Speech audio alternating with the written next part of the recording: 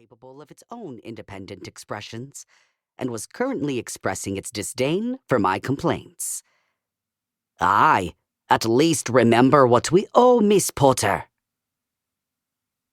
Believe me, I haven't forgotten.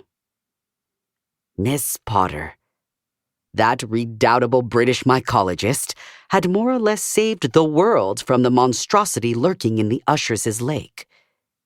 An American doctor and I had done a lot of the heavy lifting, but without Eugenia, we would probably still be sitting in the house and wondering why we had started growing strange white filaments out of our ears.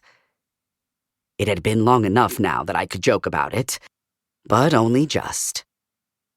"I could hardly let her stay in your hunting lodge without a translator," Angus added. "She doesn't speak Galatian." No one speaks Galatian if they can avoid it. Our language is as complicated and miserable as everything else in this country. I couldn't fault Angus's logic, and there was no reason not to use the hunting lodge. I had inherited it years ago, and certainly no one else was using it. Still... Tell me the truth, Angus. Is this a romantic getaway I sense? Angus's mustache gave me a quelling glare. "I have nothing but the highest respect for Miss Potter," said the rest of Angus stiffly. "As do we all. The one doesn't preclude the other, you know." My oldest and dearest friend muttered something that I didn't quite catch, and let his horse drop back so that I couldn't needle him any longer. Honestly, it was hard to imagine a less romantic setting than Gallacia in autumn. I edged Hob away from the side of the road, where a tangle of vines draped over a bare tree like spilled entrails. The road swallowed another hill, and we started down it. I stared between my horse's ears and felt generally ill-used. Paris, when we left, had been in full glory. Much is made of springtime there, but for my money, a warm autumn is just as spectacular, and you don't trip over nearly as many poets. The window boxes of red geraniums glow like embers, and if it rains, it only makes the sunlight glitter more beautifully off the window panes.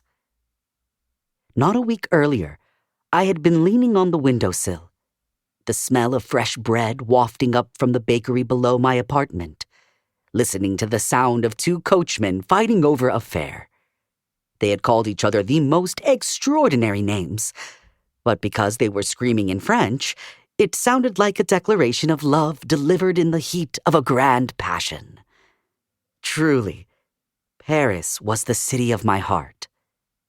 And now, I was here, back in Gallacia. The country of my birth, such as it was. Riding down a road that made me feel as if I was being swallowed whole. We started up another rise. Hob, my horse, sighed as only a disaffected horse can sigh. I patted his neck. Hob was an old trooper. But technically so was I, and I didn't enjoy it either. "Don't worry, boy. There will be a nice hot mash at the end for you." I hoped there would be anyway. I'd written to Caudrin, the man who kept up the hunting lodge, to tell him that we were coming. He hadn't written back. I was hoping that it was just because Caudrin had never been terribly easy with his letters.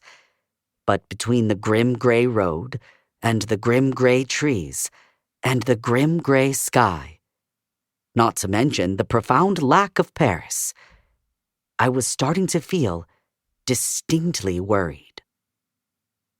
"Don't sulk," said Angus. "I'm not sulking."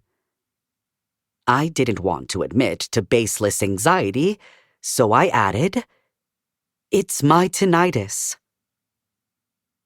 This was true, so far as it went.